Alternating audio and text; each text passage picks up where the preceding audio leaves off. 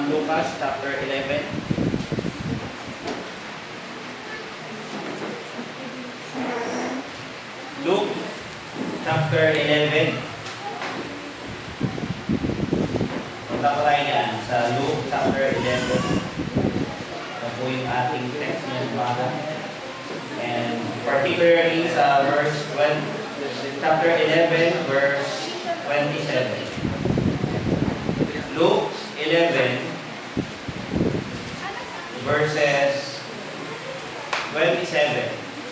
Yan po yung ating passage.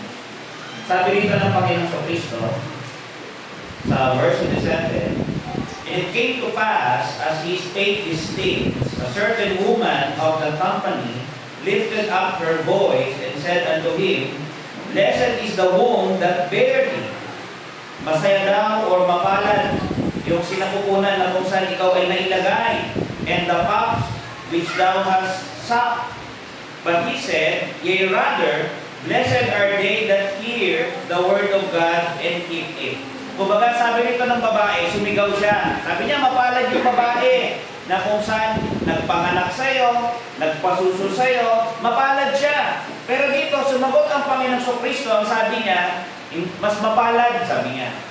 Mapalad na yon, pero may mas mapalad doon, may mas masaya doon. Sabi niya, mas masaya daw yung mga dumidinig ng salita ng Diyos at nag-iingat nito. Kasama nito yung umuunawa, sumusunod o ino-obey sa kanilang buhay yung salita ng Diyos.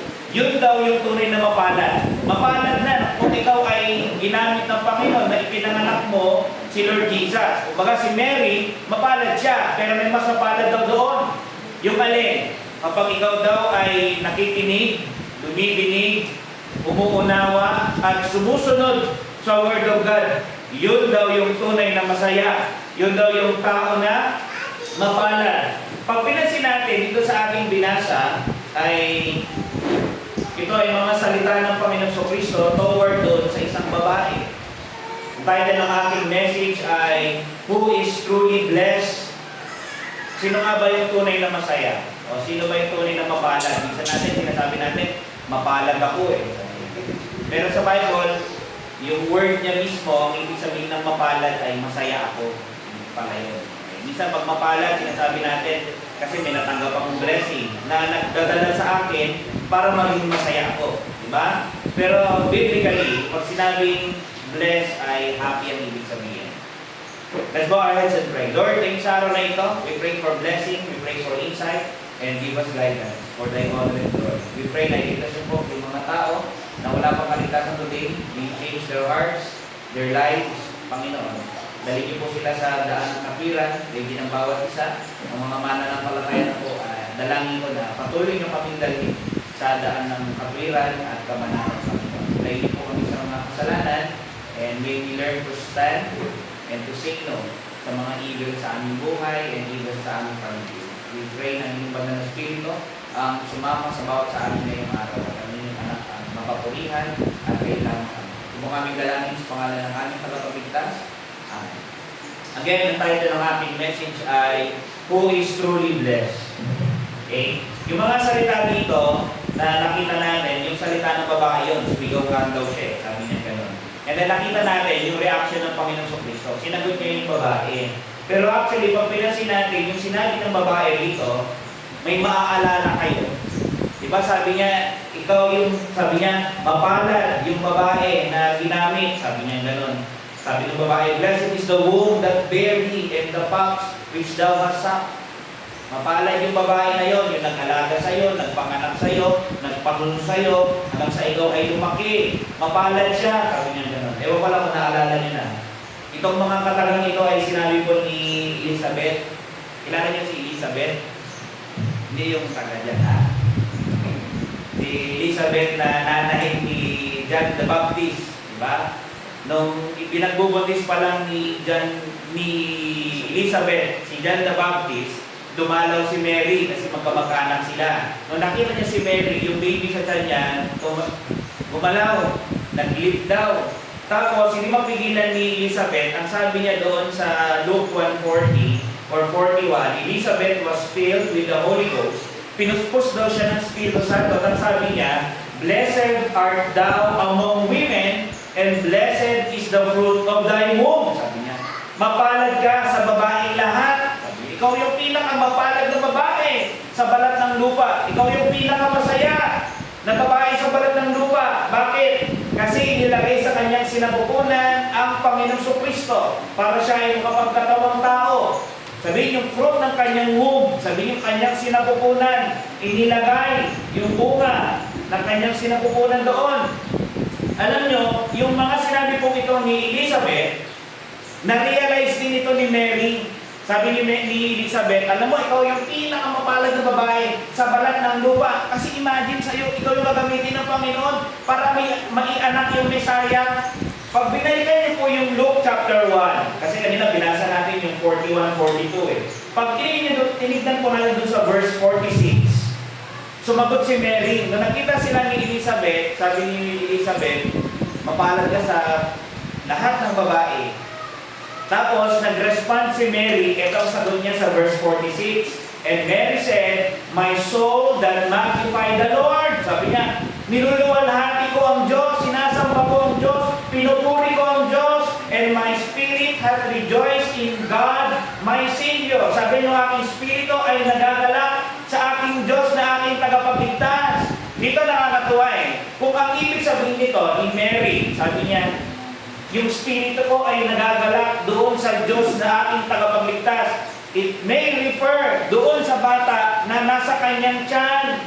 Pero ito yung nakakatuwa. Kung yun ang interpretation nito, ibig sabihin, inaari ni Mary na yung sanggol sa tiyan niya ay Diyos niya at tagapagligtas. Kaya hindi natin pwedeng sambahin si Mary. Bakit? Even Mary acknowledges na siya mismo ay kailangan din ng kaligtasan. Ina-acknowledge niya nga ang Diyos, ang Panginoong Jesucristo, na kanyang tagapagligtas. Sabi niya, 48, for he hath regarded the low state of his handmaiden, kanyang alipin. Hindi niya si Mary, ang tingin niya lang sa sarili niya, alipin. Tapos sasambahin natin si Mary, mali, magagalit si Mary. Ako nga, isang alipin lang din ako ng Panginoon. Tapos sasabihin ko sa akin, ako, mag-pray ka pa sa akin. Tapos iniisip mo, sasabihin mo yung prayer mo, papunta ron sa anak.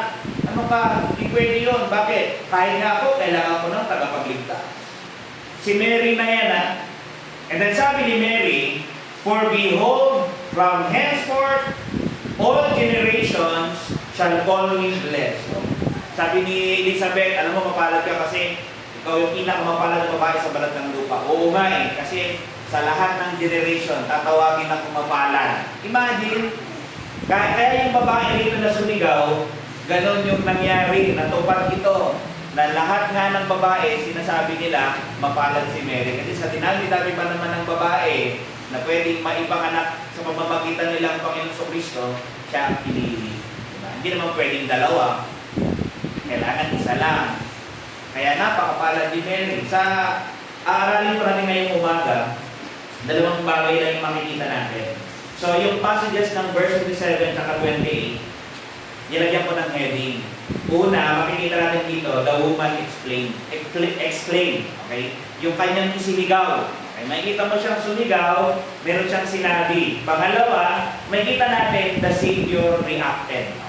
Nung sumigaw yung babae, meron siyang sinabi, sinagot yun ng Panginoong Jesucristo, nag-react siya. Yun lang, simple lang. Yun ang ating titignan. Unang-una tignan natin, the exclamation. Ano ba ang sinigaw ng babae rito? Yun ang malalaman natin. Pero, ginamit ko yung word na explain eh. Ano ba ibig sabihin ng explain? Ang ibig sabihin po ng explain ay sudden or forceful utterance or crying expressing emotion or intense emotion such as surprise, joy, pain, anger, or urgency. Dito, yung makikita natin, yung pagsasalita ng babae, ang sabi ko sa verse 7, a certain woman of the company lifted up her voice. Hindi niya sinabi yung ganito na mapalad yung babae na nag-anak sa'yo, saka nagpasuso sa'yo mula ng bata ka. Hindi yung parang ganun lang yung words. Yung pagkakasabi dito, yung ginamit na word of God, sabi, lifted up her voice. Sa Tagalog na, ang sabi, nagsasalita pa si Jesus nang biglang sumigaw. Ang tahimik ng paligid, biglang sumigaw yung babae at sabi niya, ikaw yung mapalad yung babae na nag-anak sa'yo at nagpatulo sa'yo mula nang ikaw ay bata. Imagine, ang tahimik, nakikinig yung mga tao, yung babae nito, sumigaw siya ng ganun. Kung itatanong natin, bakit niya gagawin yun? Nakikinig pala silang lahat. Pag binalikan natin yung context nito, yung context ng chapter 11, sa verse 1 hanggang 13, nagturo ang Panginoong Jesucristo sa mga disciples kung paano ang manalangin. And then doon sa verses 14 hanggang 26, kinausap ni Lord Jesus or nirebuke niya yung mga religious leaders. Nagkaroon siya ng exchange ng dialogue doon kasi kinokontra nila siya. Ina-accuse nila ang Panginoon. Ang sabi nila, ikaw ay nagpapalayas ng diablo sa kapangyarihan ni Beelzebub na devil. Sabi nila gano'n sa kanya. Pinagtanggol ng Panginoon yung kanyang sarili. Sinagot niya yung mga tao na yun. Pag kumiisipin natin, marahil itong babae nito, bakit niya nasabi yun? Kung kasama niya yung mga disciples o yung mga tao at that time, o nandoon siya sa time na nakipag-usap ang Panginoon doon sa mga Pharisees, marahil nakita niya yung mga miraculous works ng Panginoong Jesucristo. Marahil narinig niya kung paano magturo ang Panginoong Jesucristo. Narinig niya yung mga aral na sinasabi ng Panginoon. At siya ay nagkaroon ng conviction. Mataas yung pagtingin niya kay Lord Jesus. Ang galing ng sinasabi ng lalaking ito. Tama yung sinasabi niya ito. Ito yung mga bagay na dapat ay paniwalaan ko. Marahil narinig niya yung mga bagay niya. Kaya na-realize niya, napakapalad nung nanay ng batang ito, nung binatang ito. Kasi ganyan siya eh.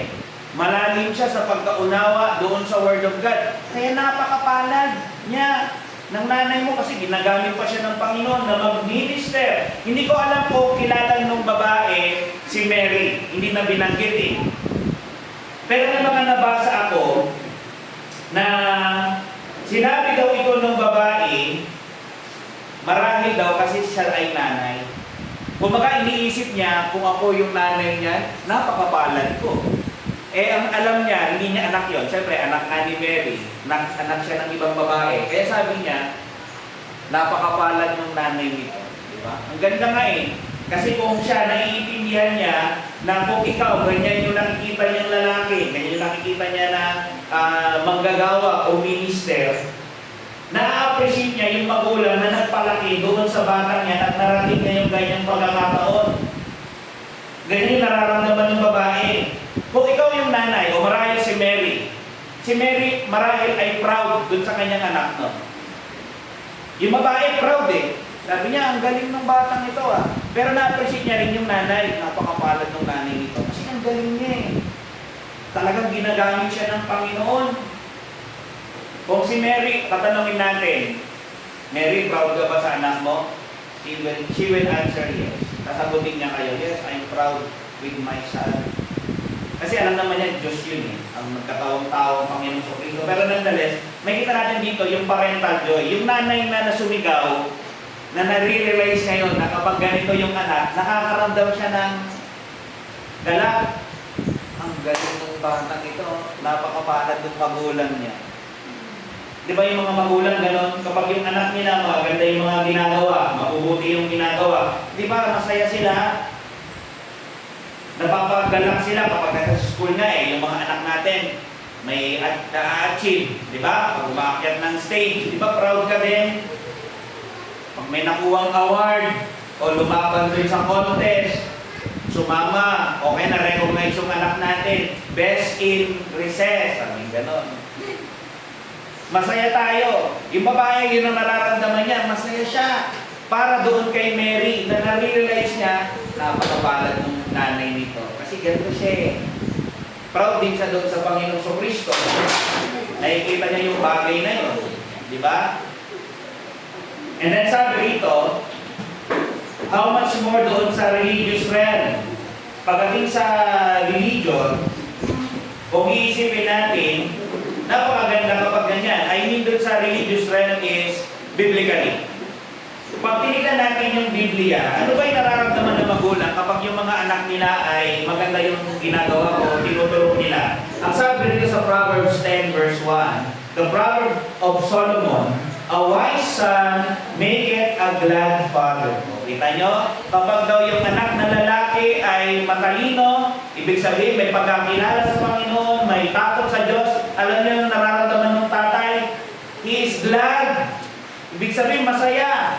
Pero rin yung kabaligtaran. But a foolish son is the heaviness of his mother. Kapag yung anak natin mambang, hindi maganda yung mga desisyon na ginagawa sa buhay. May mga ginagawang mali, lalo na pag nagdidinata, nagdadalaga, yung mga desisyon niya mali. Yung magulang, nahasaktan din. Ano ba yung anak mo? Di ba ganon? Ba't mo ginawa yan? Pero kapag tama, proud ka. Pag mali, mabigat. Ganyan sa Bible. Sa Proverbs 23, verse 24, the father of the righteous shall rejoice greatly. Ano niyo yun? Nandun na naman yung tatay masaya daw kapag yung anak niya hindi lang wise, righteous din. Yung idea na mananampalataya, may takot sa Diyos, naglilingkod sa Diyos, yung parents daw masaya. Proud sila dun sa anak nila. On the other hand, yung karugtong pa, and he that begetteth a wise son or child shall have joy of you. Diba? The same. Kanina wise son, pero dito righteous and wise naman. Alam niyo kung iisipin natin na yung mga anak natin maganda yung ginagawa, talagang masaya yung magulang. Naalala ko tuloy naalala niyo si Timothy. Si Timothy, pinalaki ng mga magulang niya. Ang magulang niya nagpalaki, especially nanay at lola. Most likely yung tatay niya daw ay Gentiles. Marahil hindi mananampalataya. Pero yung kanyang nanay at lola niya, believers, naturuan siya ng mga babaeng ito to the point na sabi ni Paul sa kanya, naniniwala ko na kahit nung bata ka ba, naunawaan mo yung salita ng Diyos, pinaging wise ka unto salvation. Ibig sabihin, narating mo yung kaligtasan because tinuruan kang mabuti ng mga magulang mo. Sabi nga ng commentator the mother and grandmother of Timothy had no doubt great joy of him. Okay na nyo? Most likely, masaya daw si Eunice, kaka yung nanay ni I think Eunice and forgot yung lola niya. Pero yung mga parents niya, yung nanay and lola niya, must have been proud para sa kanya, dun sa kanyang mga nagawa o yung ginagawa niya para sa Panginoon. Yung babaeng ito, na-trigger siya dahil gano'n. Pero pwede rin ganito. May mga nabasa ako na kaya doon sumigaw ng gano'n, hindi lang dahil na-realize niya yun, na-appreciate niya yung nanay na nagpalaki dun sa bata na yung tapos nakikita niya ganyan kagaling yung lalaki, nagtuturo ng Word of God, appreciate niya yun.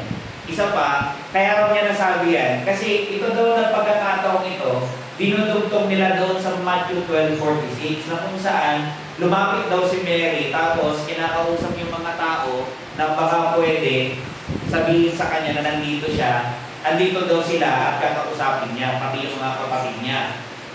Ganon daw yung insan. Siguro na kung ganon yung nangyari, nakita ng babae na yung nanay ay yung pala yung nanay niya. Tsaka mga kapatid niya, napasigaw daw siya. Mapalad yung nanay mo na nag-alaga sa'yo, nag-anak sa'yo. Ganon daw ang idea. May mga nagsasabi ganon daw, kinoconnect nila na kaya daw nasabi yan ng babae kasi nga nakita raw niya si Mary. Pero alam niyo, yung babae ito, walang duda, siya ay babae na nandun yung kanyang nakaka-relate kay Mary. Kaya nga sabi marahil daw nanay din siya. Yung mga nanay dito, kung yung anak nyo ganyan, I'm sure you will be proud. Pero on the other hand, kung sakit ng ulo, hindi ka talaga magiging proud. Kaya we try our best, no? Napalakihin yung ating mga anak. Kasi kira naman kung yung anak mo ba yun? Yun? Hindi. Ang hirap naman kung gano'n, di ba? Dinidinay mo kasi pasaway. Pero we try our best na yung anak natin maturuan natin. Pero yung babae doon na ito, can relate doon kay Mary kasi nga siya dito ay babae. Alam niyo may mga nabasa nga ako na marahil daw, naiinggit din siya kay Mary. Di ba may mga ganong nanay, pag nakikita nila, ay sana yung anak ko, ganyan din.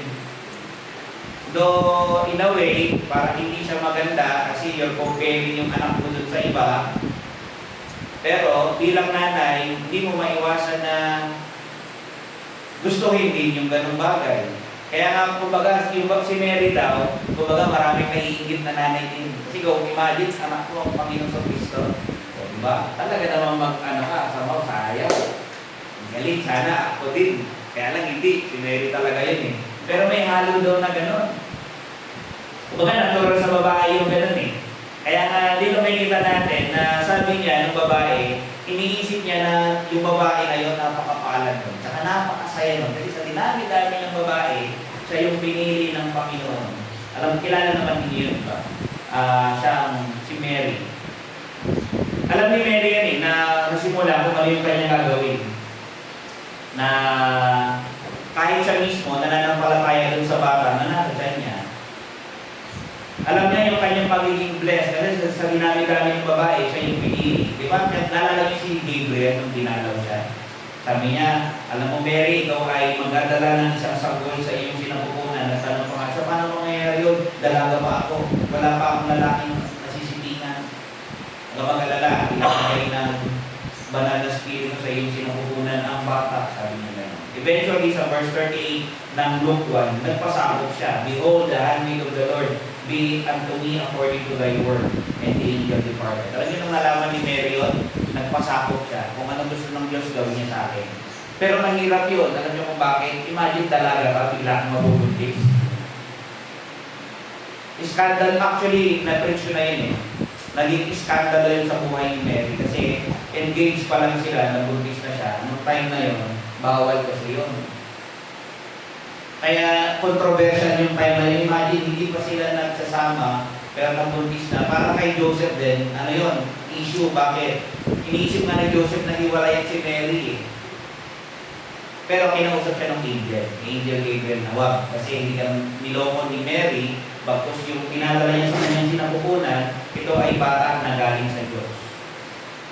And then eventually nakita natin dito, yung mga binanggit ko din kanina, na sinabi ni Mary yung kanyang galak na gamitin siya ng Panginoon bilang instrumento na ina-acknowledge niya na kanya rin Diyos at tagapagligtas.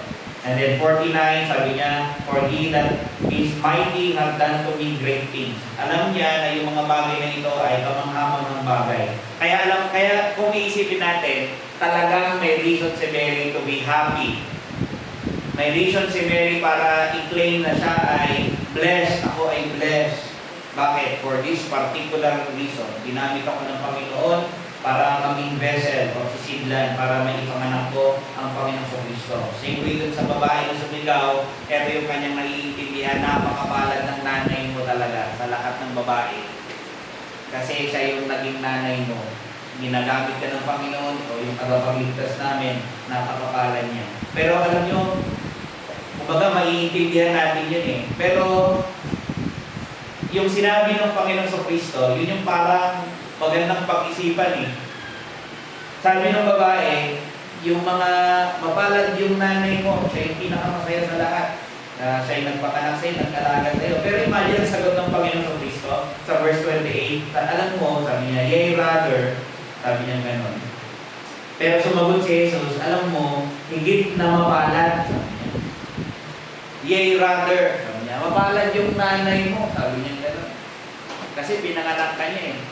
Pero ganito sagot niya. Hindi niya sinagot na, oo, mapalad talaga siya. Pero totoo naman, mapalad talaga si Mary, di ba? Sinabi na ng Bible, oo na. Pero, ibig sabihin niya yun, ang sabi niya ganito. Alam mo, sabi niya, higit na mapalad. Higit na mapalad ang mga nakikinig at sumusunod sa salita ng Diyos. Parang maganda na, sayang, hindi ako yung ginamit para i-anak ang Panginoon sa Kristo. Sayang. Pero huwag ka mag-alala, bakit? May mas mapalad pa daw doon. Na kahit hindi mo pinanganak ang Panginoon sa Kristo, pwede ka raw ituring na mapalad at saka pinakamasayang tao. Paano? Kung ikaw daw ay nakikinig, nauunawaan mo yung Word of God, may conviction sa inyong puso, at ikaw ay sumusunod. Ibig sabihin, isinasapamuhay mo. Ikaw ay tunay na mapalad. Yun ang tunay na masaya. Yung tumitingin at sumusunod sa salita ng Diyos. Ito yung tunay na kasiyahan. Ito yung tunay na karangalan. Yung masunod mo ang utos ng Diyos sa iyong buhay. Sabi dun sa isang commentary, imitating that through his mother was happy, though his mother was happy in bearing and suckling such a son, yet it was a far greater happiness to hear the Word of God. Mas masayang bagay daw kung naririnig mo yung Word of God at ginagawa mo. Huwag mo na sabihin yung sayang, hindi ako yung pinili. Okay lang yun. Bakit? Pwede mo masabi ngayon ng pinakamapalad ka pa rin. O mas mapalad pa doon. Bakit? Naririnig mo yung Word of God na yun. At sana, sinasa pamuhay mo. Sabi nga dito kumbaga, naririnig, pwedeng sabihin na yung Word of God na naririnig mo ay yung gospel. Naririnig ko yung gospel na yun. Pinapangaral ko na. Kaya mapalad yung tao na nakakarinig ng gospel, na ipipreach sa kanya, tapos naiintindihan niya, tapos tinanggap niya, tapos yung buhay niya, ipinapattern niya doon sa mga naririnig niya, ino-obey niya doon sa buhay niya, sa mga desisyon niya, yung salita ng Diyos ang sinusunod niya. Yun ang tao mapalad. Yun ang tao masaya. Alam niyo, kung pinansin natin, teka na pastor, di ba sabi ni Lord Jesus, sabi niya, higit na mapalad. Ano yun? Kinorek niya yung babae? Yes! Kasi ayaw niyang isipin ng babae na, kumbaga, mapalad yung nag-anak doon sa'yo. Pag hinayaan niya yun, baka isipin niya, yun na yung pinakamapalad na pwedeng ma-experience ng tao. Pero hindi, kinorek niya. Huwag mong isipin yun na yun na yung pinakamasaya o pinakamapalad na experience sa isang tao na kapag ikaw ginamit sa ganong kaparaanan. Alam mo, may mas masaya doon. Kapag naririnig mo yung Word of God at sinusunod mo sa buhay mo, yun ang pinakamasaya. Yun ang pinakamapalad. Yun ang tunay na kasiyahan. Masaya ba kayo ngayong araw? Masasabi niyo ba na mapalad ako ngayong araw? Mapalad akong tao. You can say that you are blessed when you are hearing the Word of God and obeying it sa iyong buhay. Siya nagsabi rito, ang Panginoong Kristo. Sabi nga dun sa quotation na nabasa ko true happiness is found, this is a commentary, true happiness is found in hearing the glad tidings of salvation by Christ Jesus and keeping them in a holy heart and practicing them in an unblameable life. Yun daw ang tunay na kasiyahan. Yung alin, marinig mo daw yung mabuting balita ng Ebanghelyo patungo sa kaligtasan. Pag narinig mo kasi yung Ebanghelyo tapos nanampalataya ka, naligtas ka, tapos nilalagay mo sa puso mo yung mga narinig mo, naghahangad ka na, Lord, turuan niyo pa po ako, tapos gagawin ko lahat ng sinasabi mo. Tapos pinapractice mo sa life mo. Yung life mo nagiging matuwid, umiiwas ka na sa kasalanan na dati. Wala ka namang righteousness, ang ginagawa mo lang puro evil. Wala kang standard, wala kang conviction. Pero kapag binago ka ng Panginoon, naligtas ka na, ito yung situation na talagang masasabi mo, you are truly happy pag naligtas ka na. Kasi wala namang taong nag-o-obey normally sa Panginoon yan. Natural sa atin, we are disobedient children. Kaya ito yung yung idea ng tunay na masaya. Paano nangyari na yung pagkarinig ng Word of God, yung pagsunod sa Word of God? Kasi alam yung iniisip ko paano nangyari yun na sinabi, mapalad na nga, saka masaya yung na-experience yung panganak ng Panginoon sa Kristo. Pero kung sinabi ni Lord Jesus na pinarap niya yung babae, paano nga nangyari na ito ay mas mapalad compare doon sa situation ni Mary? Paano nangyari yun? Kung isipin natin, di ba blessing yun na kamag-anak mo si Mary? Di ba? Or kamag-anak mo ang kung ikaw sa side ni Mary, mapalad ka, kasi talagang anak ko, ang Panginoon sa Kristo, ako yung ginamit. Sa side niya, kung isipin mo, di ba maganda na nga yun, kasi kamag-anak mo Pero ang sinasabi dito ng Panginoon sa Kristo, na point na gusto niyang maintindihan natin, ano ba ang maganda dun sa pagiging anak ka ng ano maganda roon na ikaw yung nagpanganak sa Kanya kung di ka naman naniniwala. Alam niyo bakit mapalad lang si Mary? Kasi si Mary nananampalataya din. What if hindi nananampalataya si Mary? Babaeng mapalad din sa pinakbalat ng lupa? Hindi! Anong mabuti kung kamag-anak mo si Lord Jesus, ikaw yung naging foster mother niya, hindi ka naman nananampalataya. Wala rin kwenta yun. Nagkakaroon lang ng saysay yun kapag ikaw ay naligtas at nakilala mo ang Panginoong Kristo. Alam mo nito sa sinasabi ng Panginoong Kristo? Dito natin makikita. Tingnan mo, ang sabi niya, di ba, may mas mapalad doon, sabi niya. Mas higit, sabi niya, yung dumidinig, saka sumusunod ng word ko. Ito yung gusto ko makita niyo. Ganon kahalaga kay Lord Jesus yung word, ha? Yung salita niya, hindi mo pwedeng baliwalain. Ang ine-expect niya, dinggin mo at gawin mo. Kasi sa point of view ni Lord Jesus, ito yung tao na masaya. Ito yung tao na pinagpala. Hindi yung ibang definition. Ito lang. Yung tao na dumidinig, yung tao na tumutupad ng aking mga salita. Naalala niyo ba yung parable of the good ground? Nagbigay ang Panginoon ng parable regarding doon sa meron daw lalaki na nagtatanim, na naghahasik ng buto. Natapos niyang sabihin yung parable, tinanong ng mga disciples, Lord, anong ibig sabihin ng mga yon? Sabi niya gano'n. Hindi nila naiintindihan eh. Ipinaliwanag ni Lord Jesus doon sa Luke chapter 8 verse 10. Ang sabi niya, and He said, unto you it is given to know the mysteries of the kingdom of God, but to others in parables, that seeing they might see, they might not see, and hearing they might not understand. Kumbaga, bakit parable? Pag parable kasi, yun sa mga walang mata, hindi nakakakita, hindi na maiintindihan. Pero yung mga may mata, maiintindihan nila yung parables. Kumbaga, mayroon din pagtatago eh. Nililingin. Sa verse 11, ang sabi, now the parable is this. In-explain niya sa mga disciples. Sabi niya, the seed is the word of God. Merong lalaki na nag-aasik ng buto, yung buto na hinaasik niya, yun yung word of God. And then in-explain niya, yung iba't ibang klase ng lupa na nalagyan ng buto. Sabi niya, merong mga buto na nakarating doon sa gilid, the wayside. Sila yung mga nakikinig, sabi niya, they that hear, then cometh the devil and taketh away the word out of their hearts, lest they should believe and be saved. Ito yung mga tao na narinig nila yung word of God, pero nalimutan nila agad. Wala na, hindi na lumalim sa kanila. Bakit? Pagkarinig, nalimutan. Pumasok dito, lumabas sa kabila, nawala na. Wala nang effect sa buhay niya. Yun daw yung mga wayside, sa highway side. Tapos sabi niya, ito yung klase ng pangalawang lupa. They on the rock are they, which when they hear, ito yung mga nasa batuhan. May lupa, pero marami rin bato. Sabi niya, when they hear, receive the word with joy. O ito yung tinanggap daw nila ng may gala, and these have no root, which for a while believe, and in time of temptation fall away. Ano nangyari doon sa buto na yon? Hindi daw lumalim yung ugat. Bakit? Bagaman may lupa, pero marami ring bato. Nahihirapan yung buto. So wala rin naging effect sa kanya. Pangatlo, sabi niya, and that which fell among the thorns, yung mga malitinik, yung may mga damo-damo. Sabi niya dito, which when they have heard, go forth and are choked with cares and riches and pleasures of this life and bring no fruit to perfection. Ito yung isa sa gilid, natuyo agad, nawala.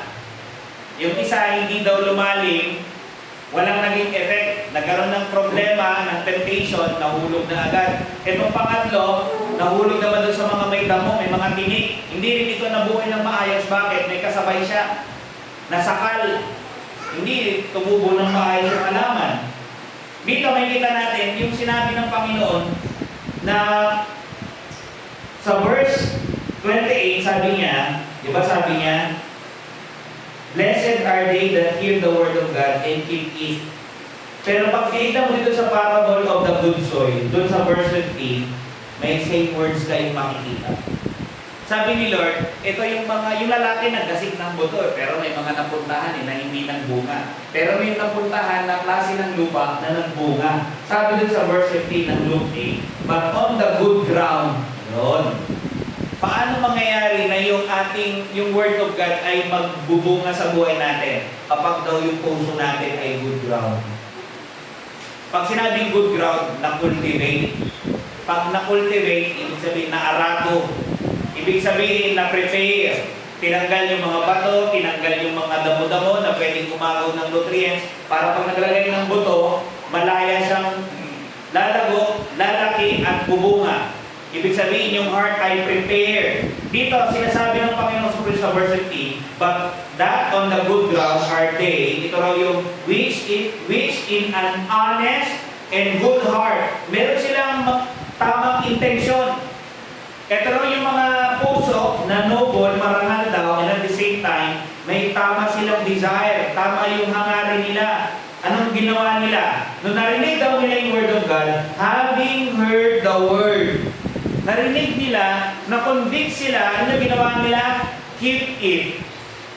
Mineditate nila, inabsorb nila sa sarili nila, sinunod nila sa buhay nila, ano nangyari? And bring forth fruit with patience or perseverance. Kailangan mong magtiyaga din. Bakit? Hindi naman agad lumalabas yung bunga. Kailangan mong maghintay. Pero yung mga tao ito, narinig daw nila, nilagay nila sa kanilang puso, sinampalatayaan nila, at kanilang sinunod. Nagbunga sa kanilang buhay. Pakita niyo yung word doon, heard it, and keep it, and then may bunga. Ikunin nyo sa sinabi ni Lord Jesus, alam nyo, higit na mapalad yung mga nag-heard, nakikinig, at tumutupad ng salita ng Diyos. Bakit? Nagbubunga. Pastor, parang di ako nagbubunga. Baka di ka naman nakikinig. At baka hindi ka rin sumusunod. Aanin mo yung narinig mo kung hindi mo naman ginagawa. Don't expect fruits kung hindi ka naman obedient. Pero ito yung gusto kong makita natin. Isipin natin, yung narinig nilang word dito na sinusunod nila, ito ay yung biyaya ng Panginoon. Kaya in short, isipin natin, yung mga tao na ito, na dun sa good ground, ito yung mga tao na nakinig, nanampalataya, nagbunga. In short, ito yung mga tao na naligtas. Okay. So, kung i-stretch natin, sabi ni Lord Jesus, alam mo sino mapalad? Mapalad yung tao na hindi yung ginamit ka ng ipanganak. Ako, hindi yun. May mas mapalad doon. Mapalad na yun. Pero may mas mapalad doon. Yung yung ikaw ay maligtas. Yung kay Mary, kaya lang siya lalong mapalad kasi nga mananampalataya siya. Pero ito yung point. Kung si Mary ay mananampalataya, tapos ginamit siyang sidlan, tapos sabi ni Lord Jesus, pwede namang mas mapalad ka doon eh. Bakit? Basta nananampalataya ka din. Parehas lang kayo in a sense. Dumidinig at sumusunod ng kanyang salita. Alam nyo, maganda kapag yung puso natin ay ready na tumanggap ng Word of God. Kasi kahit naman nagturo ang Panginoon, kung hindi naman ready ang puso mo, lalabas ka dyan mamaya, wala kang maiuwing baon. Hindi mo papansinin yung mga narinig mo, hindi mo papahalagahan. Kaya nga sabi ng Panginoon, saan ba nagmumula yung puso na handa? Sabi sa Ezekiel 11:19, sabi ng Panginoon, I will give them one heart, and I will put a new spirit within you, and I will take the stony heart out of their flesh, and I will give them a heart of flesh. Aalisin ko raw yung pusong bato. Hindi yung kantaan. Yung pusong bato, aalisin daw. Bakit? Ano ba yung character ng pusong bato? Matigas. Walang pakialam, matigas ang ulo. Ano kailangan ipalit? Heart of flesh. Ano ba yung pusong laman? Malambot, madaling sumunod. Yun ang idea. Pero dito mo makikita yung kahalagahan na yung tao, para bigyan niya ang salita ng Diyos at sundin niya, kailangan ang kanyang puso ay mabago. Kailangan makultivate, maging ready na tamanggap ng Word of God. Katulad din ito ng Ezekiel 36:26. A new heart also will I give you, and a new spirit will I put within you, and I will take away the stony heart of your flesh, and I will give you a heart of flesh. I will put my spirit within you. Kaya nyo, ano magiging effect? Pag binago ng Panginoon ng iyong puso, binigyan kanya ng heart of flesh, nilagyan kanya ng bagong spirito, sabi niya, and cause you to walk in my statutes, and he shall keep my judgments and do them. Alam niyo ba, yung magiging bunga talaga ng bagong puso sa buhay ng isang tao, you will be obedient. Ikaw yun na yung tao na nakakaintindi, naghahangad na sumunod, Magkakaroon na ng obedience yung buhay mo. You will walk doon sa statutes ng Panginoon. Lalakad ka doon sa kanyang mga alituntunin. Bakit? Bakit gusto mo na? O bakit ginagawa mo na? Kasi nga, binago ka na ng Diyos. Ganun nangyayari dito. Kaya sabi ng Panginoon, mapalad yung babae na nag-anak sa'yo. Tama naman, mapalad. Pero may masigit doon. Yung alin? Yung dumidinig at gumagawa ng salita ng Diyos. Bakit? Ibig sabihin, naligtas yung tao na yun. Ano yung mapalad? Hindi lang yung maipanganak mo ang Panginoon eh. May mas mapalad talaga doon. Alam mo kung ano? Yung ikaw ay maligtas. Kaya nasabi ko kanina, aanin mo yung ipanganak mo ang Panginoon sa Kristo kung di ka naman nananampalataya sa Kanya. Anong mapalad doon? Wala. Kaya lang may mas mapalad daw doon. Yung ikaw ay maging mananampalataya ng Panginoon sa Kristo. Nakita natin dun sa parable na yun na nagbunga yung buhay o yung ground na i-ready. Meron daw ng bunga sa 100-fold, 60-fold, and 30-fold. Pero yung point, yung tao na mapalad at masaya, yun daw yung puso na o kaluluwa na naligtas. At yun din yung tao na nabubunga. Kung malalam ninyo, alam niyo ba kahit ang Panginoon sa Kristo yung mga kamag-anak niya hindi nananampalataya sa Kanya. Yung mga kapatid niya hindi nananampalataya. Sabi ng John 7:5, "For neither did his brethren believe in him." Sa ibang rendition ng version, sabi niya, "Even Jesus' own brothers did not believe in him." Teka. Kapatid nila, si Mary may ibang anak. Kapatid nila si Lord Jesus. Nag-preach si Lord Jesus na yung Messiah. Ano yun? Kahit naririnig nila, di sila naniniwala. Yes! Kung isipin mo, anong mabuti kung kamag-anak mo si Lord Jesus? Wala! Kung hindi ka naman nananampalataya sa Kanya. Kaya kung magkakaroon ka ng relationship sa Kanya, kamag-anak mo yun. Anong buti lang kung hindi ka naman nananampalataya? Wala. Kaya walang kasiyahan doon, walang pagiging mapalad doon. Ang tunay na mapalad, yung dumidinig at sumasampalataya sa Kanya sumusunod. And I'm desiring na ngayong araw, maging masaya kayo. O kayo makita nyo na ako yung pinakamapalad na tao at maranasan ko yung kaligtasan na nagmumula sa Kanya. Pero huwag mag-alala, yung mga kapatid niya nung una hindi nananampalataya. Pero nung after resurrection, nanampalataya naman na sa Kanya. Okay? Sabihin doon pa lang sila naligtas. Doon mo rin makikita na yung tao minsan. Hindi lang minsan, madalas. Ang tao ay may kanya-kanyang kapanahunan. Yung mga pinili ng Diyos, may panahon para sila ay ligtas niya. Kaya nga nandun dapat na matagaling tayo, nag-iintay tayo na gumawa ang Panginoon. Naalala niyo yung unique. Dito, nabanggit ko lang siya kasi gusto kong i-highlight yung story niya na kung saan naranasan niya yung pagiging masaya. Kasi sabi ni Lord Jesus, alam niyo kung sino talaga yung tao masaya? Yun yung naiintindihan yung Word of God. Kaya nga, sinusunod niya, dinidinig niya. Alam niya yung kahalagaan nito. At yung salita mismo nagpapasaya sa kanya. Naabanggit ko yung unique kasi nga, na-experience niya nung siya ay naligtas, nung siya ay nagpahayag ng kanyang pananampalataya sa Panginoon Kristo. Tapos, pinautismuhan siya ni Felipe.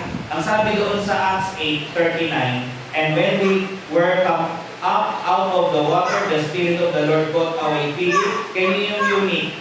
"And the eunuch saw him no more, and he went on his way rejoicing." Umalis daw yung eunuch ng masaya. Kaya na, ano nangyari? Narinig niya yung gospel, in-explain ni Philip, nanampalataya siya, at nabautismuhan siya, umuwi siyang masaya. Ano yung point? Yung kaligtasan ang nagpapasaya sa kanya. O yung kaligtasan ay nagdadala ng kasiyahan doon sa isang tao. Kaya sabi ni Lord Jesus, alam niyo kung sino talaga yung mapalad o masaya? Yung taong dumidinig. Bakit? At sumusunod. Bakit nga? Kasi nga, naligtas. Yung kaligtasan ng isang tao, nagbibigay yun ng galak sa puso ng tao. Kaya kung naligtas kayo ngayon, ano man yung situation ninyo, I know there is that joy sa puso nyo na walang makakaabot. Kahit minsan parang ang dami kong problema, pero somehow, mayroon ako nararamdaman na masaya pa rin ako. Bakit? Kilala ko kasi ang Diyos. Nakikilala ko kung sino ang aking tagapagligtas. Sana yun ang prayer ko ngayong umaga na maranasan nyo at makita nyo rin sa buhay nyo. Maranasan nyo yung spiritual joy na yun dahil binago kayo ng Panginoon.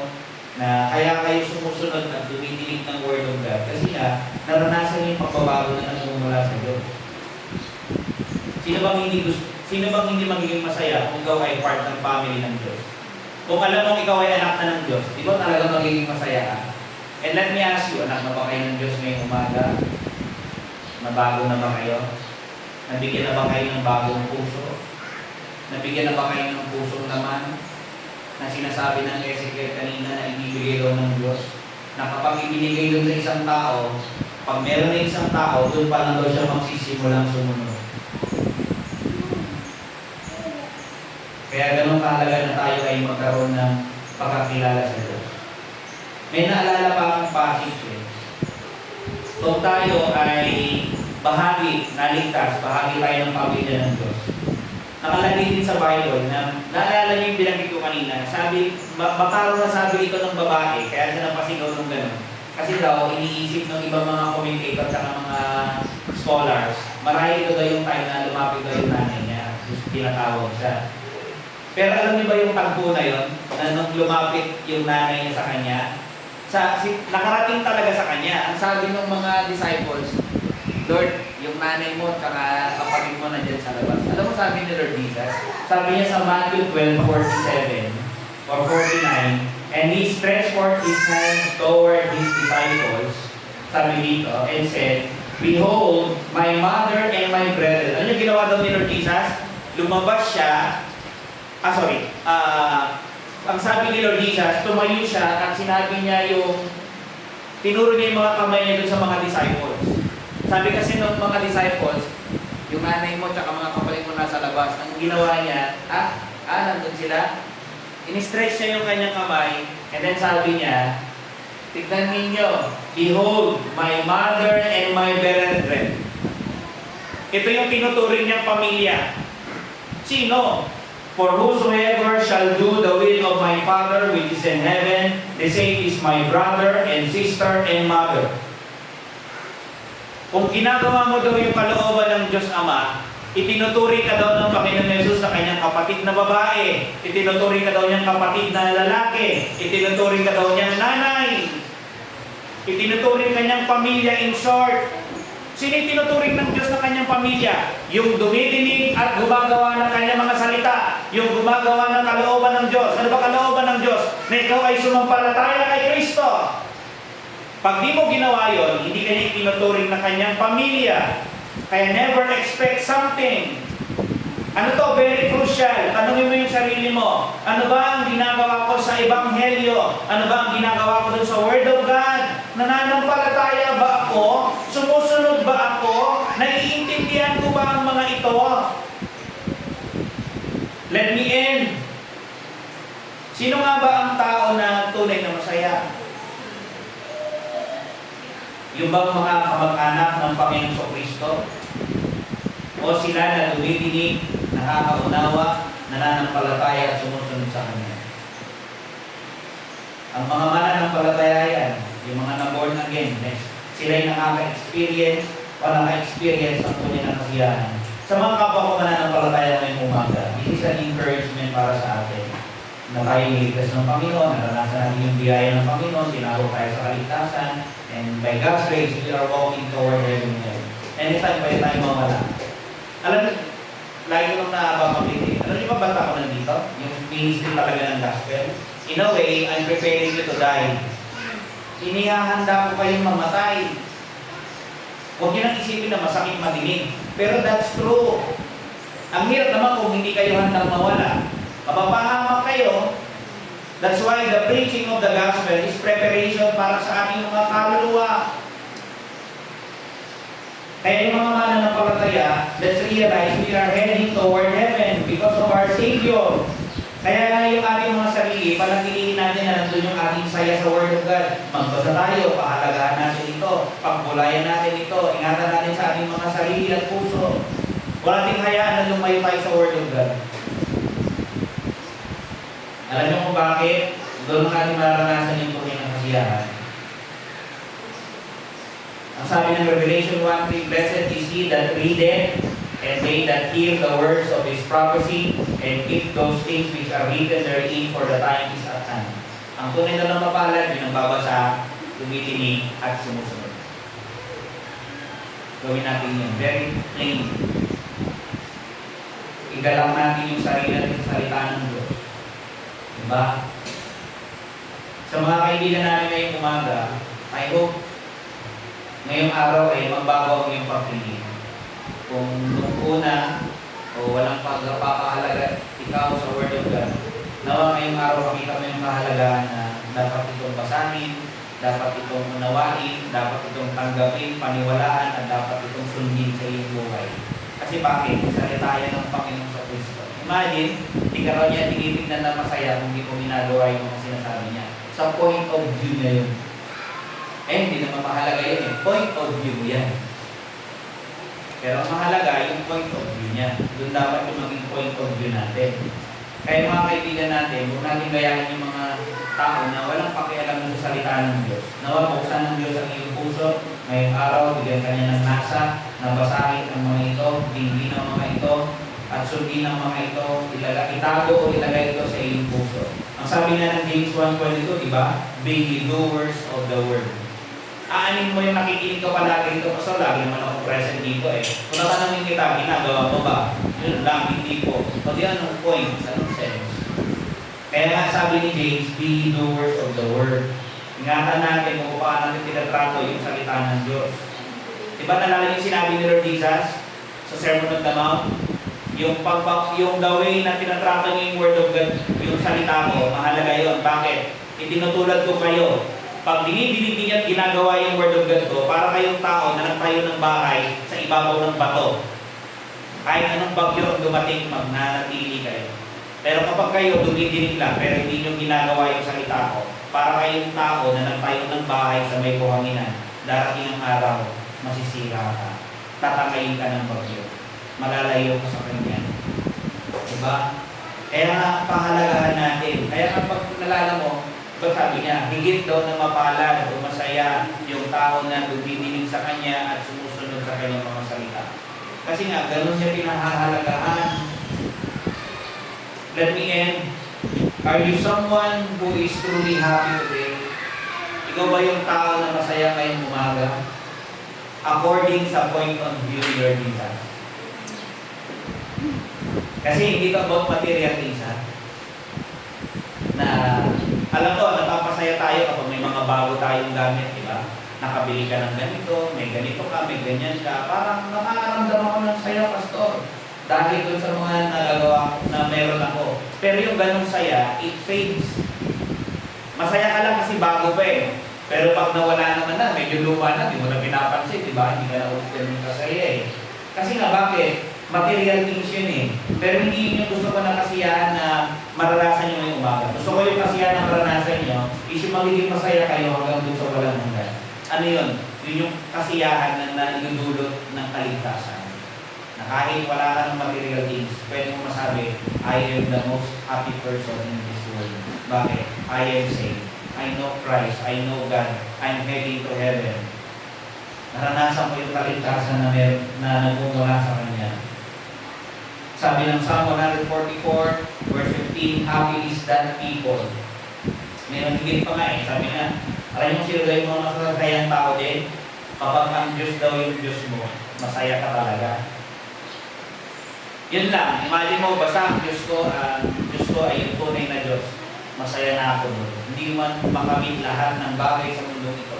Hindi man makamit lahat ng karamihan sa mundong ito. Okay lang. Mahalaga at ay kasama ko ang Diyos sa ating buhay. Let me end with last question. Do you consider yourself a blessed person today? Inulit ko lang. Let's bow our heads and pray. Lord, sa araw na ito, we give praise, glory, and thanks sa inyo. May we meditate upon your word today, and may we see and realize our blessedness, and so that all the more we will praise you, honor you, and give glory to you. In Christ may pray. Sige po, let's have our closing name. Tayo po tayong lahat mga kapatid.